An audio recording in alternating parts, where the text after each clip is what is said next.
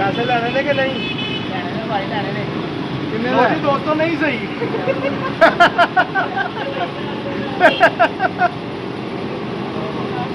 वो वेर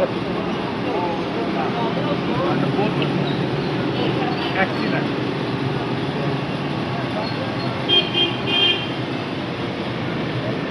दोस्तों मुझे पता था पीछे शोर है, लेकिन उसके बावजूद मैं आपको वो रिएक्शन, वो टाइम, वो सब कुछ नोट करवाना चाह रहा था, क्योंकि ये वाकई बहुत मज़ेदार था। अब इसकी तारीफ़ें नहीं करूँगा, तारीफ़ें आपने वीडियो में सुन ली हैं। अब मैं डायरेक्ट इसका एड्रेस बताता हूँ।